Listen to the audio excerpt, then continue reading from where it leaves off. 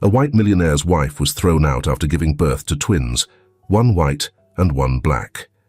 Years later, her husband burst into tears when he saw. The fluorescent lights buzzed softly in the delivery room, cutting through the rising tension like a faint warning. Outside, the hospital hummed with life, nurses hurrying past, carts squeaking down the hallways, and the distant chime of announcements echoing through the PA system. But inside, the world was narrowing, focusing on Kathleen's labored breathing and Harold's trembling grip on her hand. "Breathe, Kathleen," Harold murmured, his voice barely steady.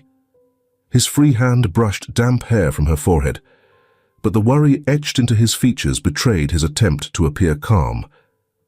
Kathleen winced, her body tensing with the force of another contraction.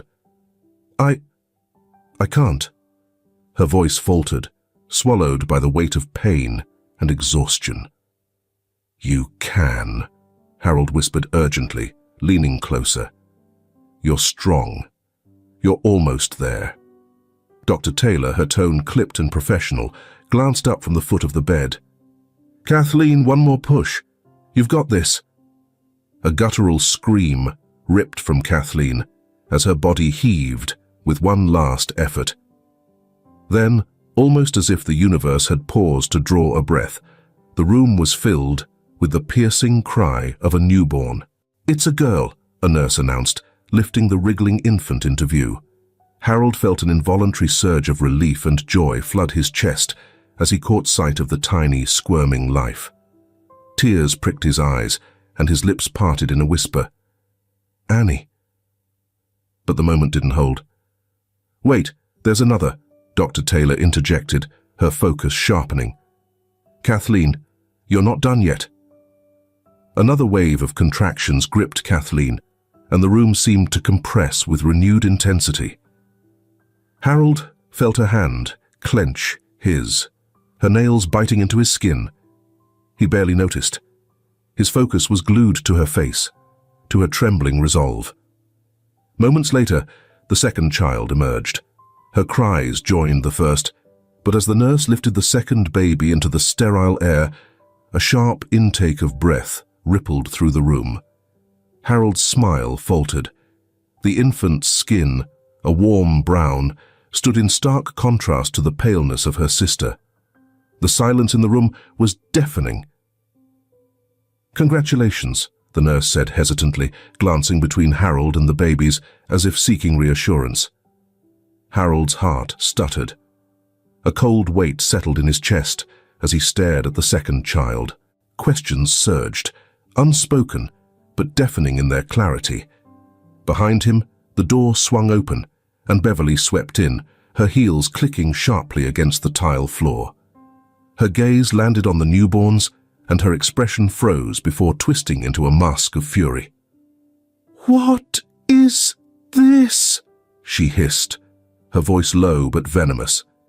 Harold turned to face her, words failing him. Beverly stepped forward, her finger stabbing toward the darker-skinned infant. That child is not yours," she declared, her tone slicing through the room. "Harold, you can't honestly believe—" "Mother," he interrupted, his voice strained. "Please."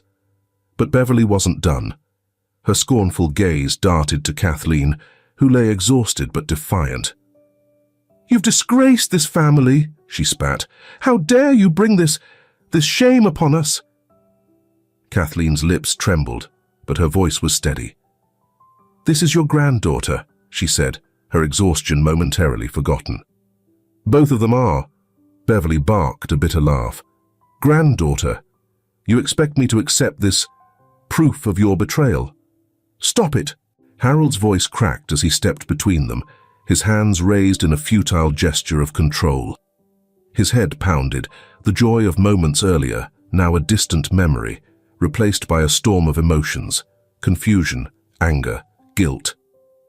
"Harold," Beverly said, her voice softer now but no less cutting. "You know what this will do to our family name. People will talk. They'll call us fools. You must send her away, both of them."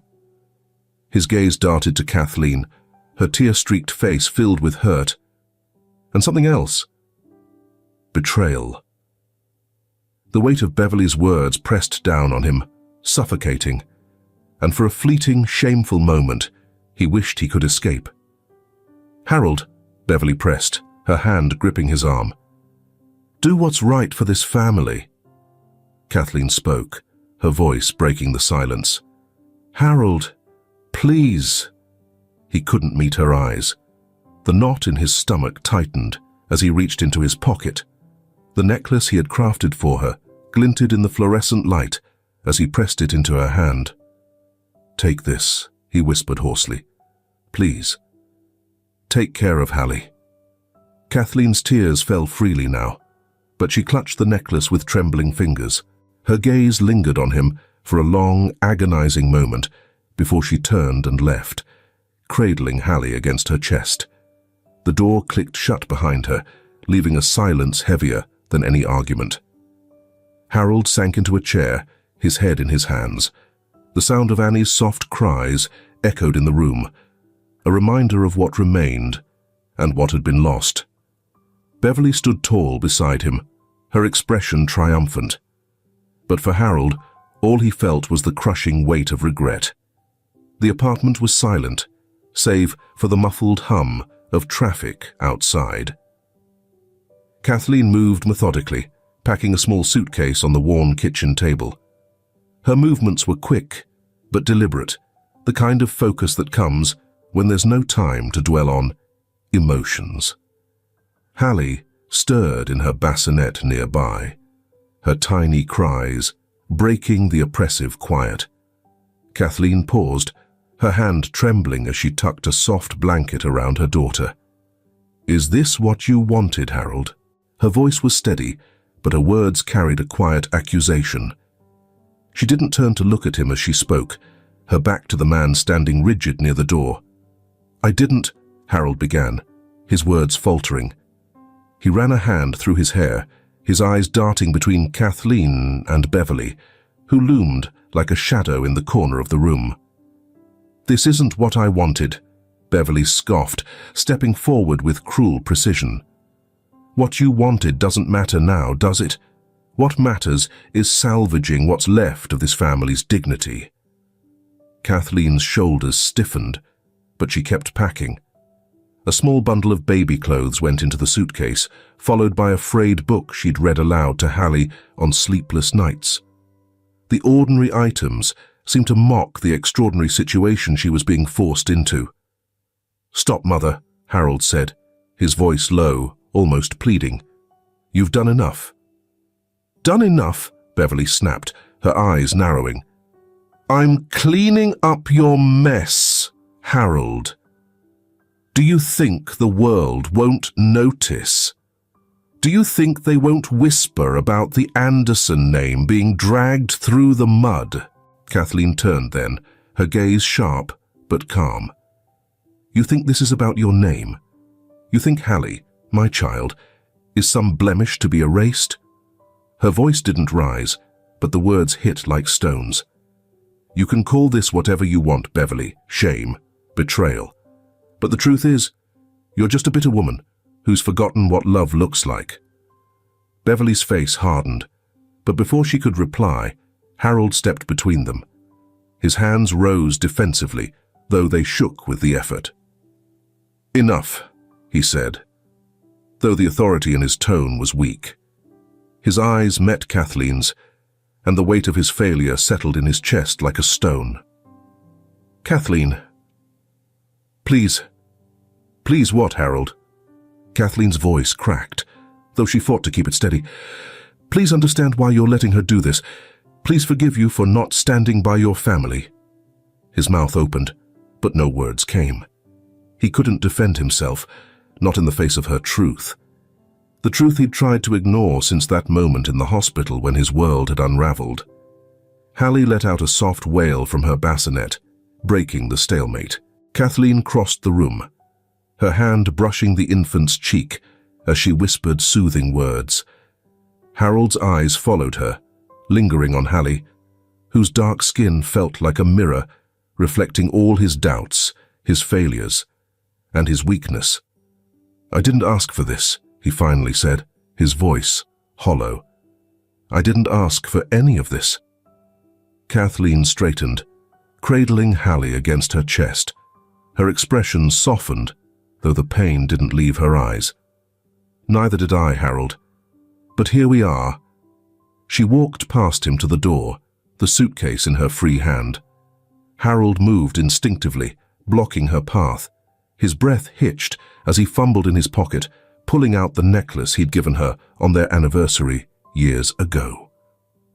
The gold chain glinted faintly in the dim light as he pressed it into her palm. "For Hallie," he said, his voice barely audible. "So she'll have something to remember. Us." Kathleen's hand closed around the necklace, her fingers trembling. She didn't say anything, but the way her lips pressed together told him everything. She would take it, but it wouldn't undo what he'd done. Beverly cleared her throat sharply, breaking the moment. "Well, if this melodrama is over, enough!" Harold's voice cracked like a whip, startling even himself. He turned to Beverly, his jaw clenched. "Leave!" Beverly's eyes widened, but she said nothing, retreating to the far end of the apartment with a disdainful glare. Kathleen adjusted Hallie in her arms, giving Harold one last look. There was no anger in her eyes now, just a quiet sadness, a resignation that spoke louder than words. Then, without another word, she stepped past him, the door closing softly behind her. Harold stood frozen, his hand still outstretched as if trying to grasp something already gone. Beverly's sharp heels clicked as she moved closer, her voice breaking the stillness. This was for the best. But Harold didn't answer. His gaze remained fixed on the closed door, the echo of Kathleen's footsteps fading into the night. Inside him, the hollow ache deepened, a chasm carved by his inability to hold on to the one thing that mattered most. The Anderson mansion was still, its grand halls filled with a quiet that Harold once found comforting. Now it felt suffocating. The air was heavy, tainted by memories of choices he couldn't undo, words he couldn't take back. The ornate chandelier above the dining table cast long shadows across the room, flickering faintly as the wind outside howled against the windows. Harold sat at the head of the polished oak table, a stack of old documents and weathered letters spread before him. The yellowed papers emitted a faint, musty odor, their edges frayed from decades of neglect. He leaned forward, elbows on the table, rubbing his temples as he tried to focus. These were family records, genealogical maps meticulously maintained by his great-grandfather. They were his last hope for answers. Beverly's voice echoed faintly from another room, sharp and dismissive, as she barked orders at the house staff. Harold ignored her, tuning out the sharpness that had shaped his life for as long as he could remember. His mother's voice was as much a part of this house as the creaking floorboards and the ever-present scent of wood polish. But tonight, he needed silence. His fingers brushed against the corner of a fragile envelope, the faded ink barely legible. It was addressed to "My dearest Helena," in a careful sloping script. A sense of unease and curiosity bubbled within him as he carefully unfolded the letter, revealing the words of a man long gone. "My dearest Helena, the world may never understand us, but our love is stronger than their hate. They see only what divides us, my fair skin, your dark hands. But we know the truth. Our hearts are bound by something far greater than the narrow minds of those who scorn us. I write this so that our children and their children will one day understand. Love is not dictated by the color of our skin, but by the courage to stand together against all odds. Yours forever, Nathaniel." Harold's breath hitched as the words sank in. The truth came sharply into focus, a puzzle piece snapping into place with painful clarity. Helena, His great-grandmother had been black. The lineage Beverly so proudly claimed, the Anderson name that carried whispers of wealth and distinction, was built on a foundation of mixed heritage. He leaned back in his chair, the letter trembling in his hand. His thoughts were a storm, images of Kathleen and Hallie flashing vividly in his mind. Hallie's deep brown skin, the shape of her eyes. These weren't marks of betrayal. They were echoes of his family's past, a legacy buried beneath years of denial and prejudice. A faint creak pulled his attention, and Beverly stepped into the room, her sharp features bathed in the dim light. She took one look at the scattered documents, and her lips curled into a frown. "What are you doing?" she demanded, her tone clipped. Harold held up the letter, his voice heavy with accusation. "Did you know?" Beverly crossed her arms, her chin lifting in defiance. "Know what?"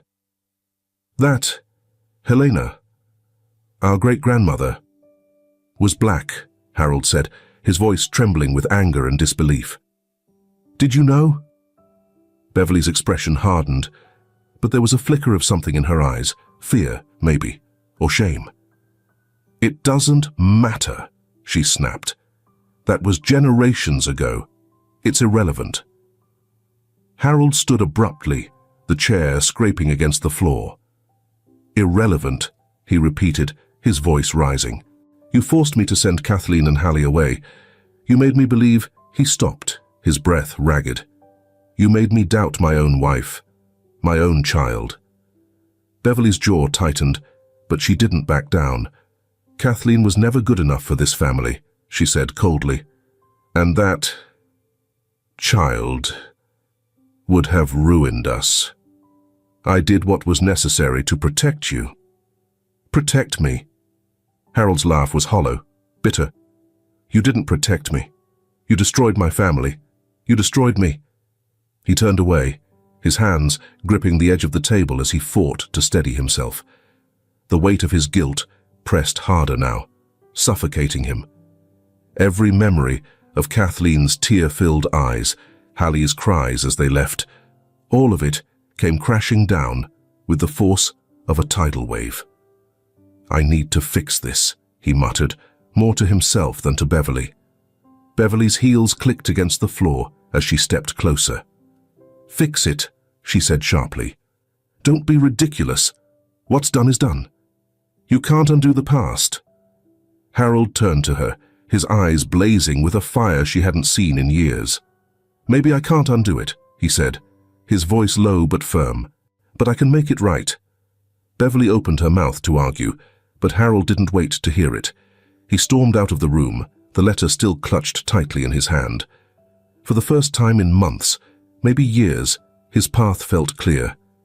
As he ascended the staircase to his study, determination replaced the numbness that had gripped him since the night Kathleen left. He didn't know how he would find them, or if they would even let him back into their lives, but he had to try, for Kathleen, for Hallie, for the family he had failed to protect. Harold stood by the large bay window in his study, staring out at the sprawling gardens of the Anderson estate. The sunset painted the horizon in muted tones of orange and grey, but he barely noticed. His mind was elsewhere, tangled in the ache of guilt and the faint glimmer of hope that had pushed him to act. He had hired private investigators weeks ago, men who promised discretion and results. Their task was clear: find Kathleen and Hallie. They had scoured cities, followed whispers, and chased fleeting leads, or so Harold was told. But every report they returned with bore the same message: no trace of Kathleen, no sign of Hallie. "It's as if they vanished, sir," one investigator had told him over the phone that morning. Harold's grip on the receiver had tightened at the words. Something about the man's tone felt too rehearsed, too final, as if they'd given up before they'd truly begun. Unbeknownst to Harold, Beverly had been working quietly behind the scenes. She wasn't one to leave loose ends. A well-placed bribe here, a veiled threat there, and the investigators knew better than to dig too deeply. To Beverly, This was simply another step in preserving the family's name, a name she refused to let be tarnished by a child she refused to accept. Harold hung up the phone with a heavy sigh, the weight of failure pressing into his chest. He turned back to the window, the sinking sun casting long shadows across his face. Somewhere out there, Kathleen and Hallie were building a life without him. The town of Middlebury, Vermont, was as unassuming as the hills that surrounded it, charming in its simplicity, but unforgiving in its cold, both in weather and temperament.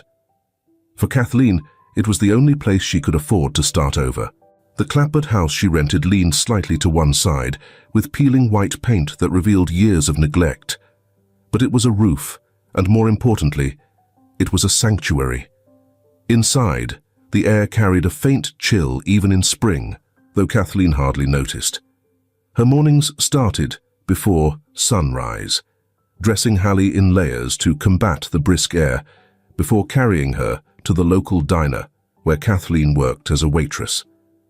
Balancing plates of eggs and steaming coffee pots, Kathleen navigated the clatter and chaos of the breakfast rush with a practiced smile.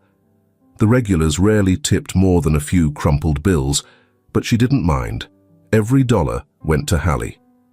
By the time her second shift at the grocery store ended, Kathleen was exhausted.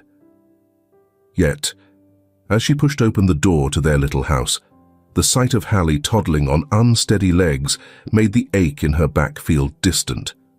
"Mama!" Hallie squealed, her tiny hands waving for Kathleen to pick her up. Her big brown eyes sparkled, the same eyes that once made strangers pause to whisper. Kathleen scooped her up, ignoring the way her shoulders protested. "Did you miss me, sweet pea?" she murmured, pressing a kiss to Hallie's soft curls. Hallie nodded, her tiny hands tugging at the chain around Kathleen's neck. The gold necklace, a reminder of Harold, glinted in the dim light. It was all Kathleen had left of the life she once thought would last forever. Dinner was a modest affair, a pot of beans and rice that simmered quietly on the stove as Hallie played with a battered toy truck. Kathleen leaned against the counter, watching her daughter with a mix of pride and exhaustion. But even here, in this quiet town, there were whispers. At the grocery store, women in tailored coats exchanged glances when Hallie babbled in her mother's arms. The old man at the hardware store stared too long, his eyes lingering on Hallie as though she were an oddity, something he couldn't quite place. Kathleen noticed, and though she kept her head high, there were moments in the dark of night when Hallie was asleep and the world was silent that Kathleen let herself cry. Not because she regretted leaving, never that, but because she hated that Hallie might grow up seeing herself as less than whole. One afternoon, as Kathleen rocked Hallie on the porch, the sound of a car backfiring startled her. Hallie flinched, her tiny body pressing into Kathleen's chest. Kathleen held her close, humming a soft tune until Hallie's breathing steadied. "Why do people look at me funny, Mama?" Hallie asked suddenly, her voice curious but unsure, the way only a toddler could sound. Kathleen froze. The question pierced through her like an icy wind. How do you explain prejudice to someone so innocent? She glanced down at Hallie's face, so full of trust, so full of questions. Kathleen shifted Hallie to her lap, brushing a curl from her forehead. "Sweetheart," she began slowly, "sometimes people don't understand things that are different. But, you know what?" Hallie tilted her head, her dark eyes fixed on Kathleen's face. "What?" Kathleen smiled, her voice growing warm. "Different doesn't mean bad. It means special. You and I, we're like this house." She gestured to the worn porch beneath them. "It may not look like much to some people, but it's strong. It keeps us safe. And you, my little Hallie, are the strongest person I know." Hallie giggled, leaning her head against her mother's chest. "I'm strong like the house." Kathleen laughed softly, wrapping her arms tighter around her daughter. "Stronger," she whispered, her voice cracking just slightly. That night, as Kathleen tucked Hallie into bed, she placed the necklace into her daughter's tiny hand for a moment. "This is a piece of your story," she said quietly. "One day, you'll understand how special it makes you." Hallie nodded sleepily, the weight of the day pulling her eyelids shut. Kathleen watched her for a long moment, her heart aching with both love and fierce determination. Their world wasn't easy. It wasn't fair. But as she stood by the window, looking out at the small, silent town, Kathleen made herself a Saukshaya. "Promise. Different doesn't mean broken," she whispered to the night, "and I'll make sure she knows it every single day." The words hung in the air like a prayer. Somewhere far away, Harold might have been searching, but in this little house on the edge of Vermont, Kathleen wasn't waiting. She was building a life, one brick at a time, for the only thing that mattered now, Hallie. The Anderson mansion exuded grandeur, its marble floors and towering columns a testament to wealth and legacy. Yet for Annie, it was a lonely fortress. The sprawling halls and perfectly curated rooms seemed cold, devoid of the warmth she only dimly remembered from the blurry early years of her life. Her memories of her mother were shadows, soft hands, a gentle laugh, the scent of lavender that lingered in the air. Now, her world was shaped by the strict rules and steely presence of Beverly Anderson. "Sit up straight, Annie." Beverly's voice snapped like a whip as Annie hunched over the grand dining table, her fork poised mid-air. The 6-year-old obeyed instantly, her spine stiffening as she adjusted her posture. Beverly observed her with a critical eye before nodding, satisfied. "A proper Anderson doesn't slouch." "Yes, Grandma," Annie murmured, her voice quiet but clear. She had learned early that arguing was pointless. Beverly was a woman of iron principles. She ensured Annie's days were filled with piano lessons, etiquette classes, and hours of academic study. Mistakes were met with stern corrections, though never outright cruelty.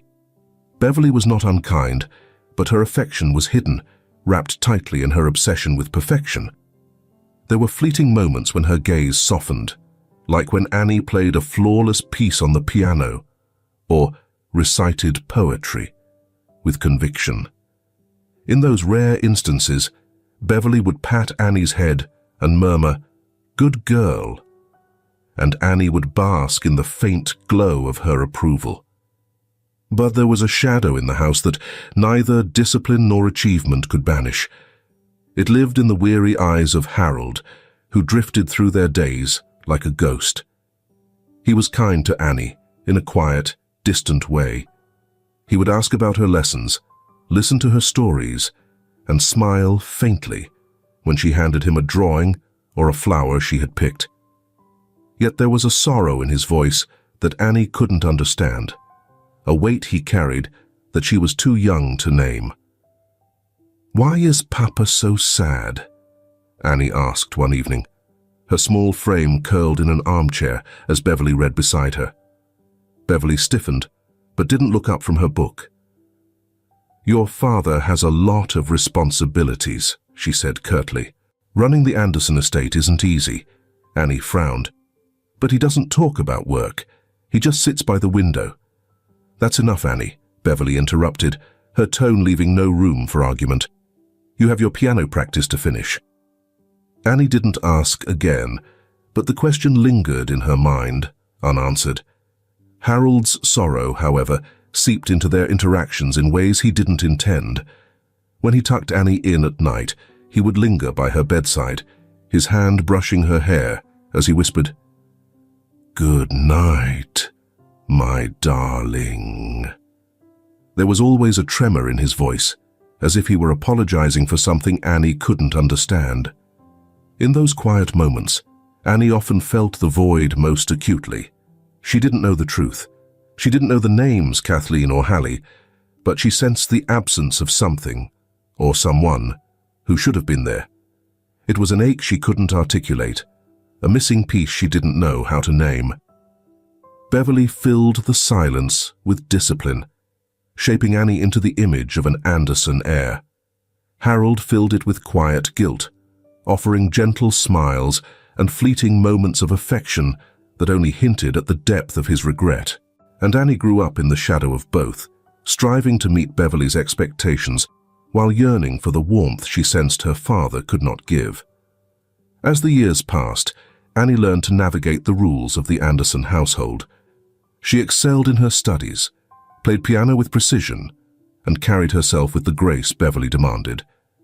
Yet, in the stillness of her room at night, she would lie awake staring at the ceiling, her mind filled with questions she didn't know how to ask.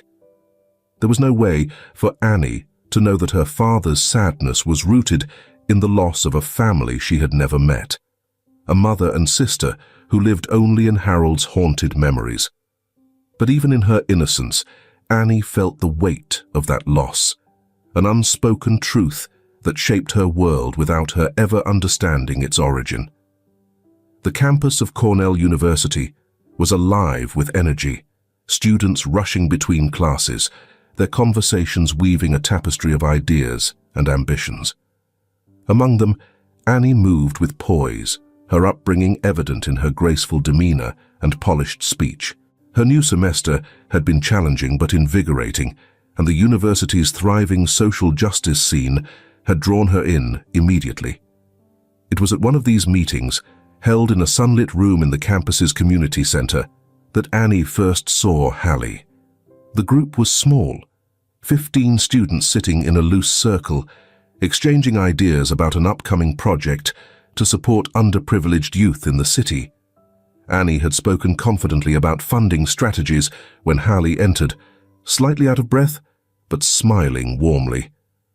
She apologized for being late, her tone easy and confident. Annie found herself watching the newcomer with curiosity.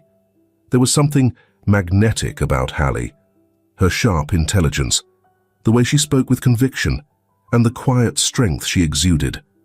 Her deep brown skin and natural curls framed a face that was both striking and kind. As the meeting ended and students began to disperse, Hallie approached Annie. "You had some great points in there," she said, her smile widening. Annie returned the smile. "Thanks. You're new to the group?" Hallie nodded.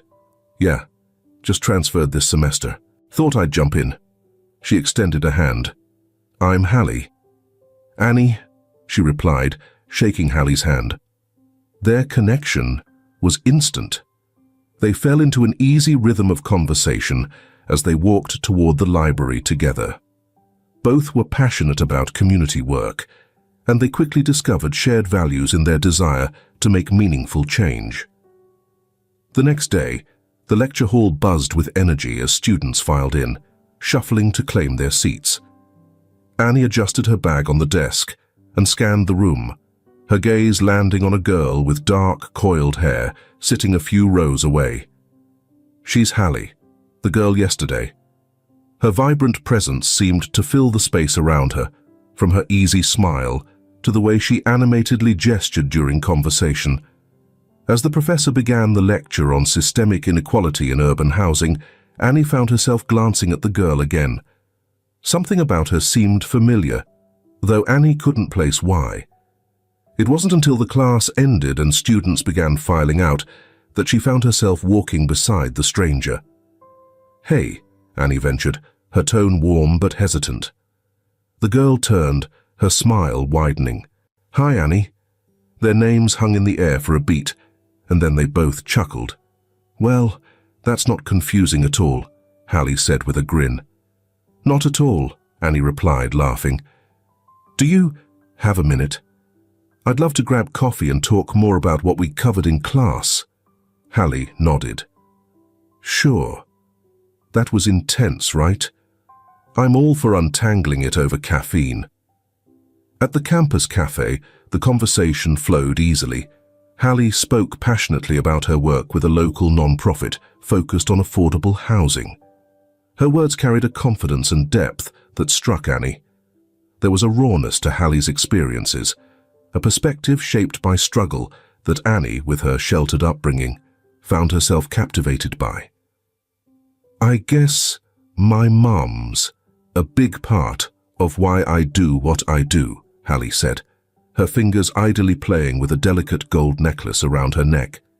She worked herself to the bone to make sure I knew I was more than what people thought of me. Annie's gaze lingered on the necklace, intrigued by its simple beauty and the way Hallie's touch seemed reverent. That's beautiful, she said softly. Is it hers? Hallie nodded. She gave it to me before she passed, said it was part of my story. Her voice softened, and for a moment her usual energy dimmed. I wear it every day so I don't forget. Annie reached across the table instinctively, her hand brushing Hallie's. She sounds amazing. Hallie smiled, the sadness lifting slightly. She was.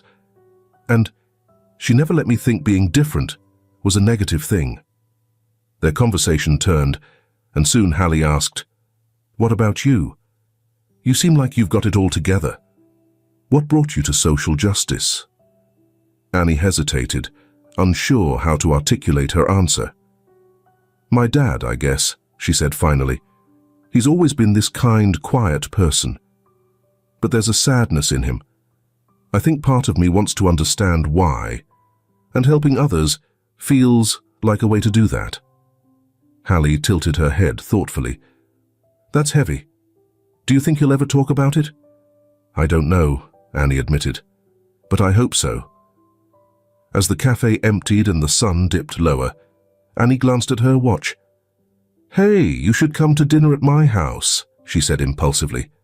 "My dad would love to meet you, and I'd love to keep this conversation going." Hallie looked surprised, but pleased. "Are you sure? I don't want to intrude." "You wouldn't be. Please, it's the least I can do after you shared so much." Hallie hesitated only briefly before nodding. "All right, dinner sounds great." As they parted ways, Annie's mind buzzed with anticipation. She couldn't have known how significant her invitation would prove to be, nor could Hallie have guessed how her story and her necklace were about to collide with a past neither of them knew they shared. We are curious to know which child you are listening to this story. Share this in the comments. Every family story is so lovely. Now, let's continue. The Anderson mansion had changed since Beverly's passing 3 years prior. The air, once charged with her domineering presence, now felt heavy with absence. Harold, no longer hemmed in by his mother's expectations, wandered its grand halls like a shadow. Without Beverly's relentless discipline, the house had softened into an uneasy quiet, though its grandeur still loomed, a shell of a home weighed down by memories and regret. The dinner table, a sprawling piece of polished mahogany, was set impeccably for 3. Harold sat at the head, his hands folded in front of him, staring at the flickering candlelight as if lost in its depths. Annie's cheerful voice filtered in from the foyer as she greeted her guest, her tone warm and excited.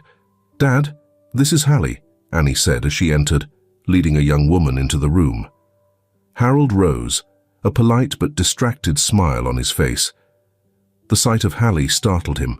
Her name, her striking features, the confident way she carried herself, and the unmistakable necklace that glinted softly against her chest. His heart thudded painfully in his chest as his gaze lingered on the delicate chain.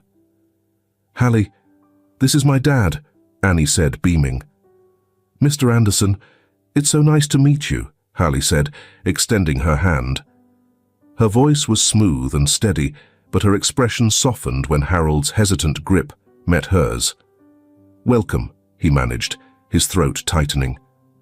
The 3 sat, and Annie filled the silence with animated conversation.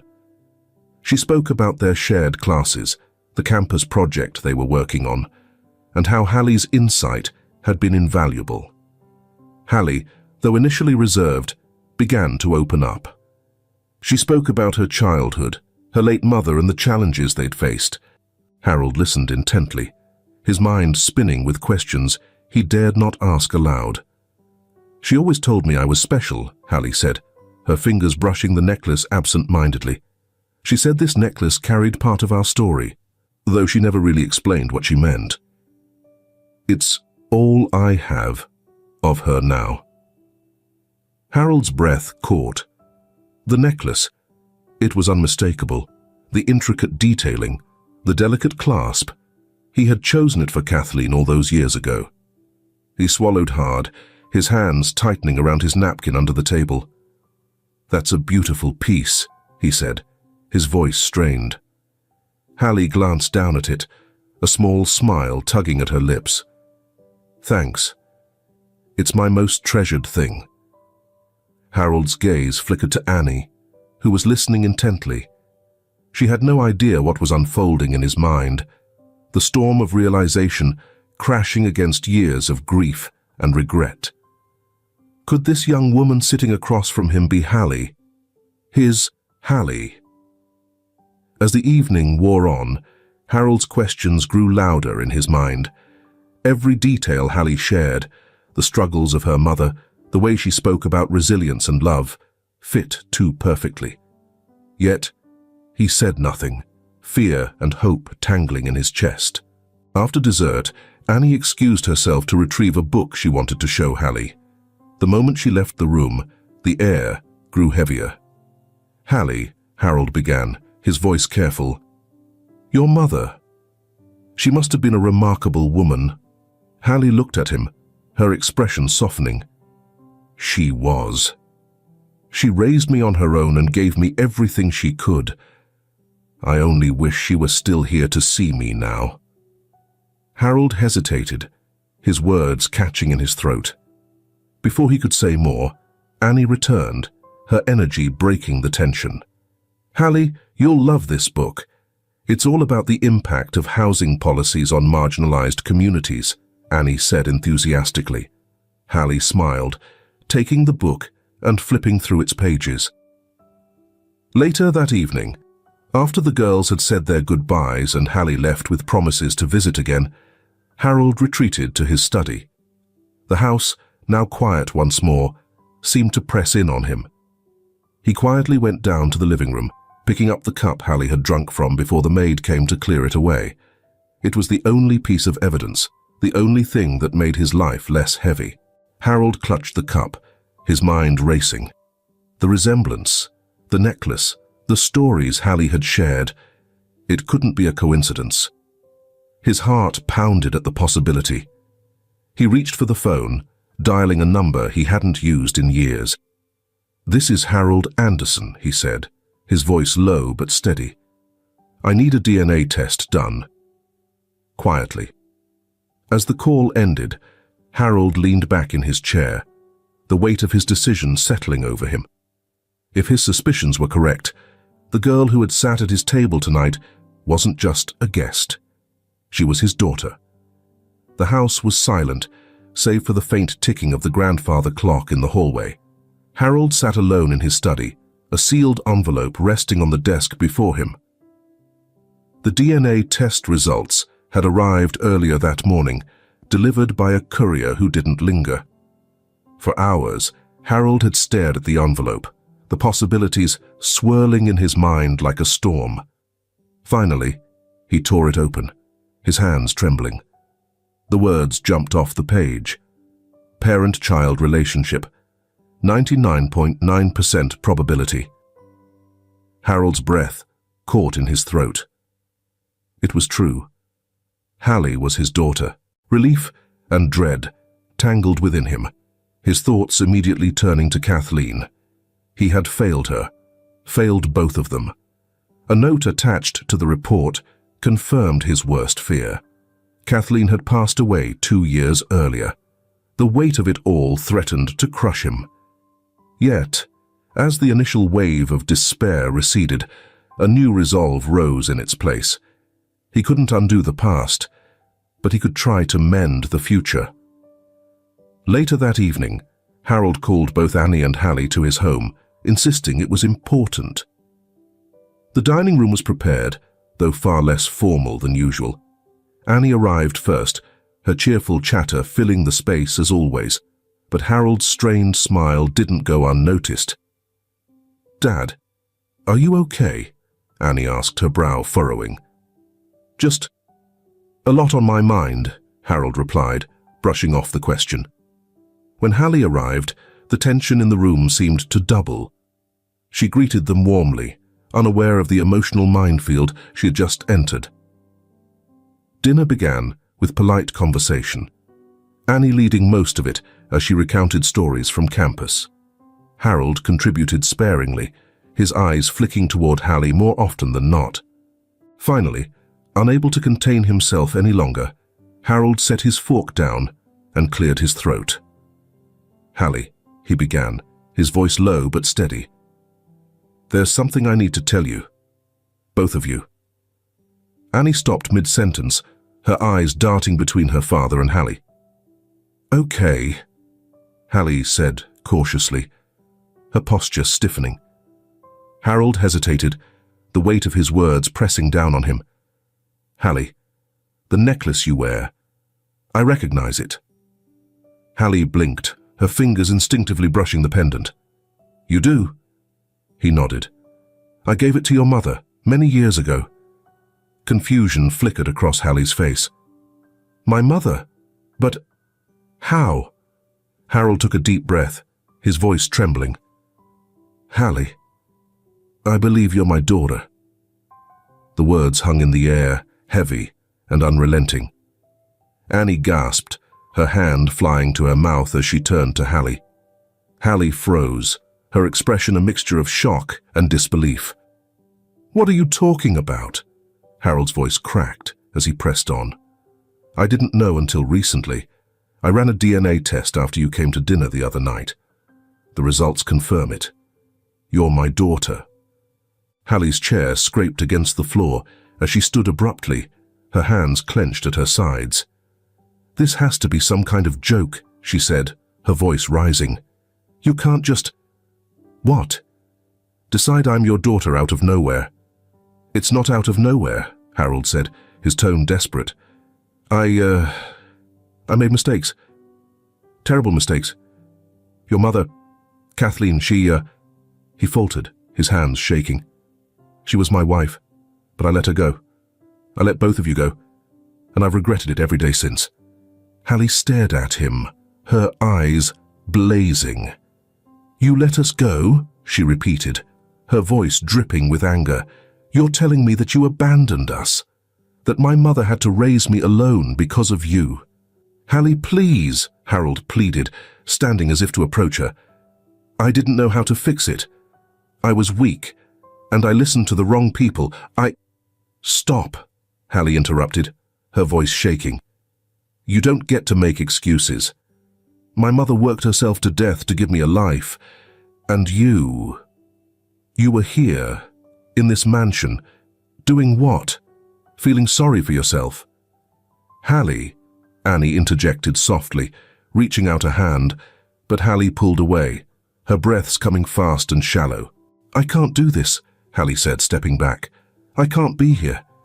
"Hallie, wait," Harold begged, his voice breaking. But Hallie was already heading for the door. She paused briefly, her back to them, before turning slightly. "She deserved better than you," she said, her voice barely above a whisper. And then she was gone. The door slammed shut, the sound echoing through the house. Harold sank back into his chair, his face in his hands. Across the table, Annie sat frozen, tears streaming silently down her cheeks. "Dad," she said finally, her voice trembling. "Why didn't you ever tell me?" Harold looked up, his eyes red and filled with regret. "Because I was afraid," he admitted. "And now, I might have lost her for good." The room fell into silence, the weight of the evening pressing down on both of them.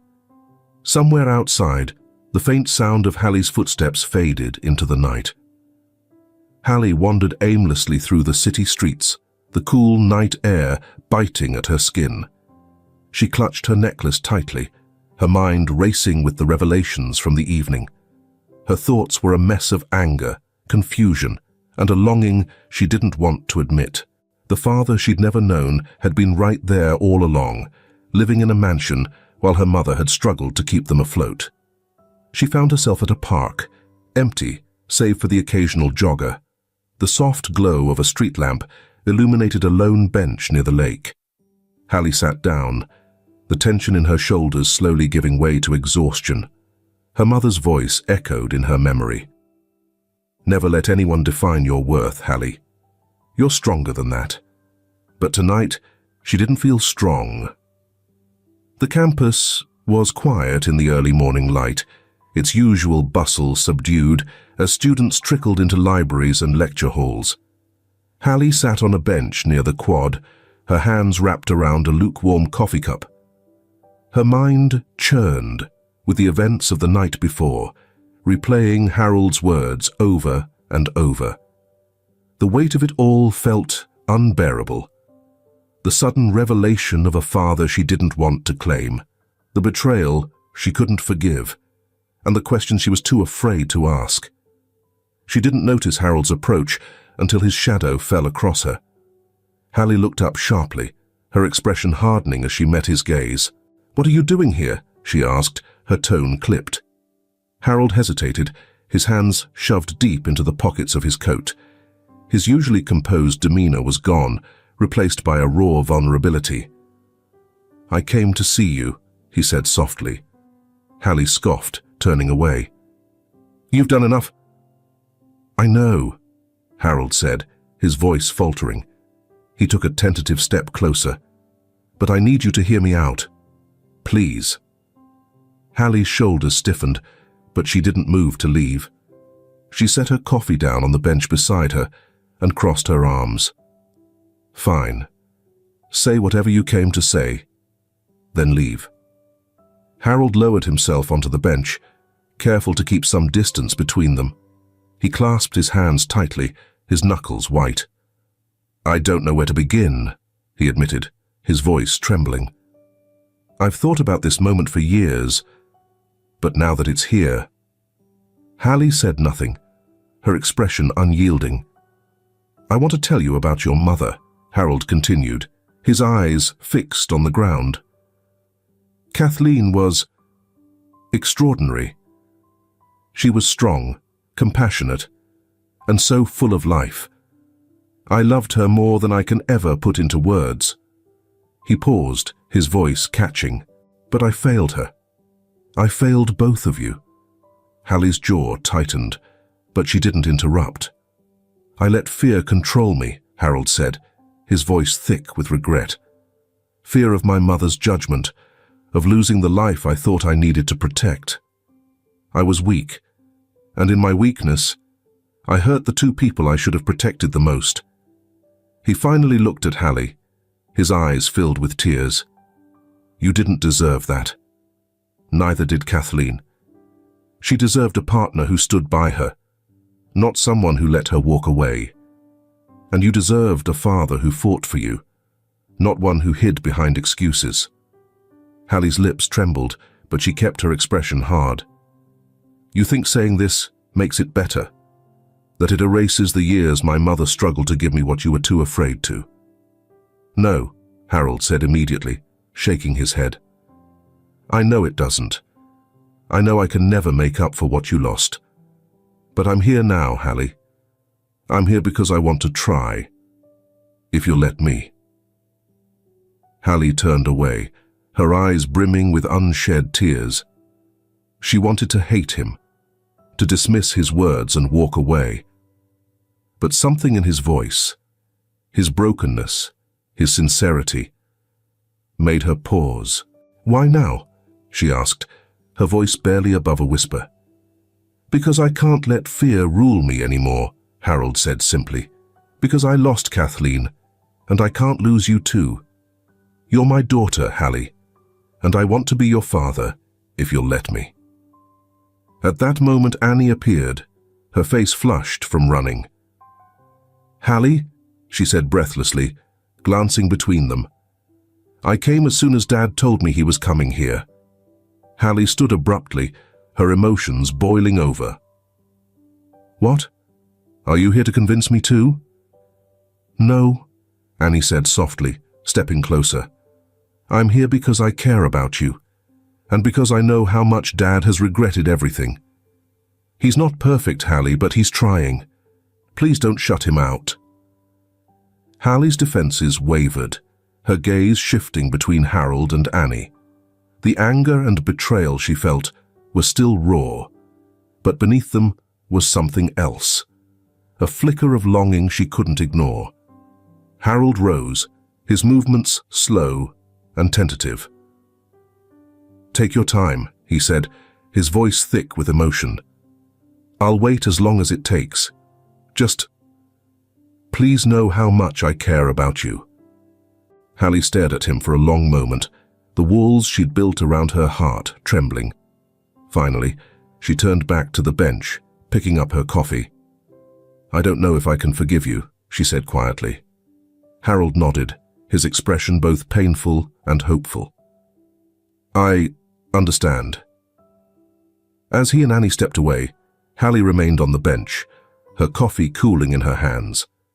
She didn't call them back, but she didn't leave either. For the first time in years, she allowed herself to wonder what it might mean to have a father. The Anderson mansion felt different as Hallie stepped inside, her suitcase trailing behind her. Gone was the overwhelming sense of grandeur she had imagined from her mother's distant descriptions. Instead, the house now seemed quieter, warmer. A place that, though unfamiliar, didn't feel entirely unwelcoming. Harold greeted her with a tentative smile, his movements hesitant, as if afraid one wrong step might send her retreating again. Welcome, he said simply, his voice soft. Hallie nodded, her eyes scanning the polished floors and intricate molding. Thanks, she replied, her tone cautious but not cold. Annie bounded down the staircase, her energy breaking the tension. Hallie, you're here, she exclaimed, wrapping her arms around her half-sister. Hallie stiffened slightly, unaccustomed to such straightforward affection, but she didn't pull away. Just for a little while, Hallie reminded her, don't get too comfortable.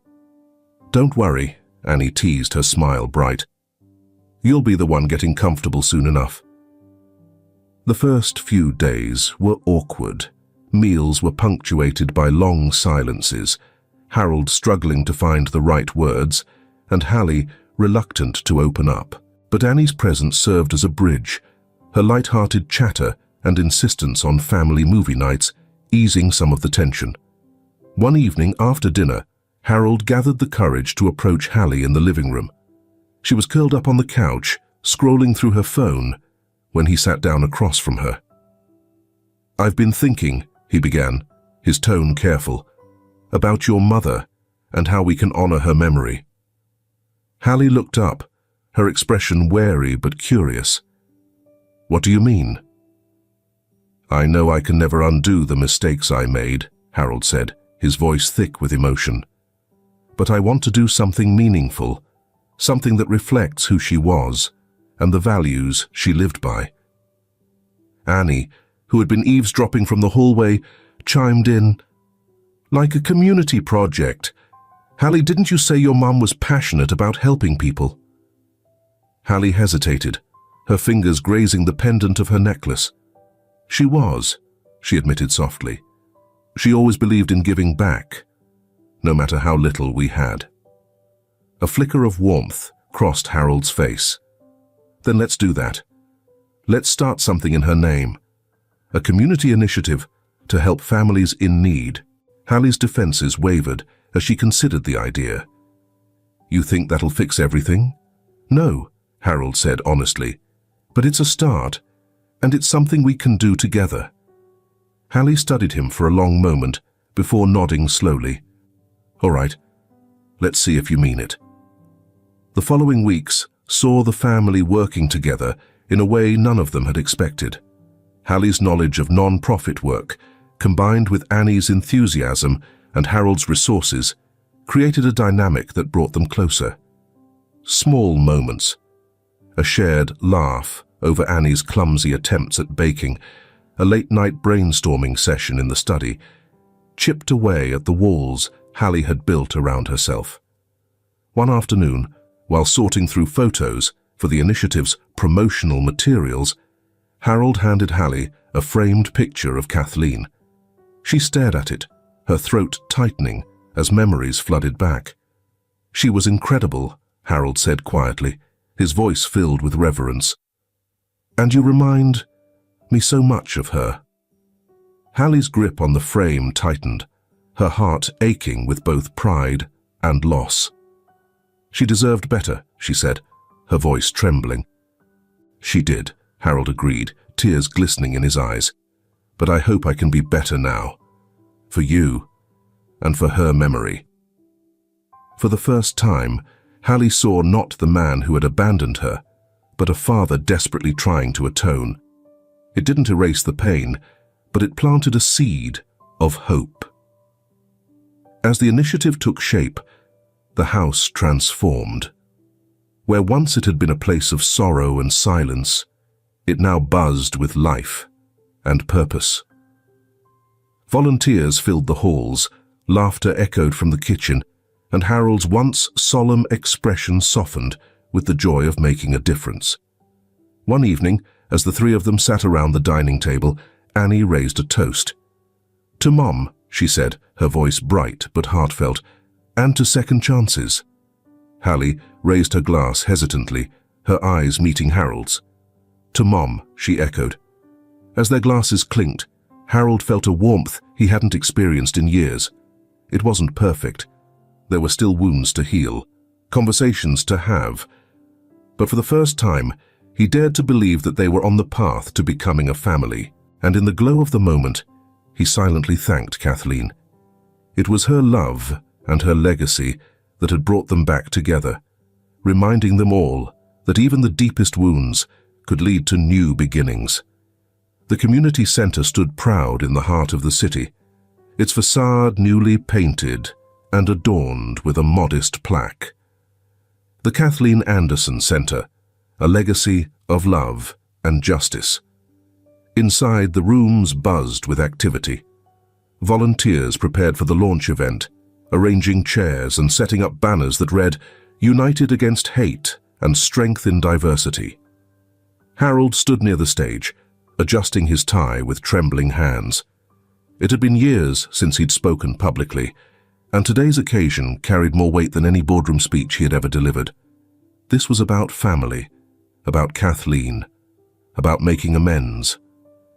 Hallie entered the room, her presence commanding yet humble. She wore a simple dress and her mother's necklace, the gold pendant catching the light.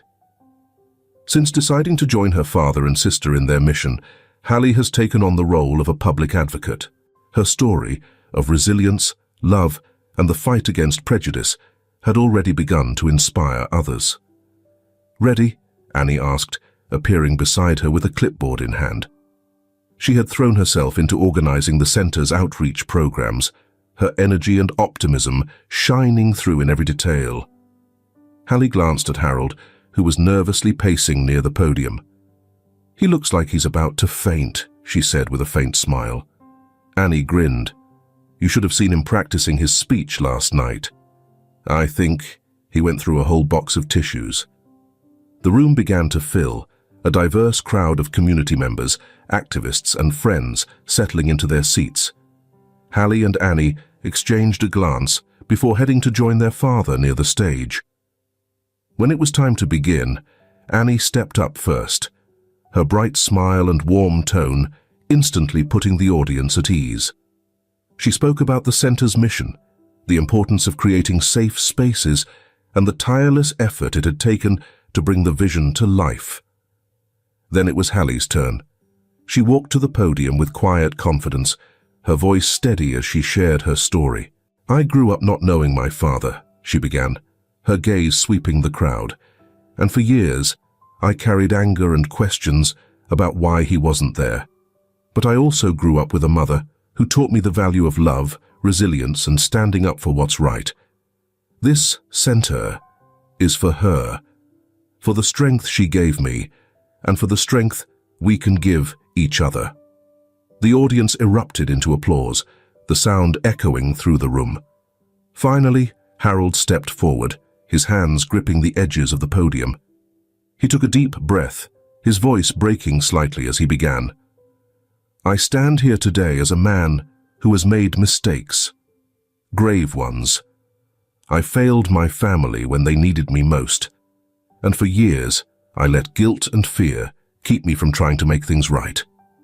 His eyes found Hallie and Annie in the front row, their expressions a mix of pride and emotion. "But my daughters, both of them, taught me that it's never too late to change.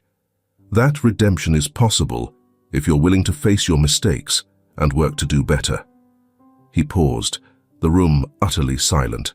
This center isn't just about righting my wrongs.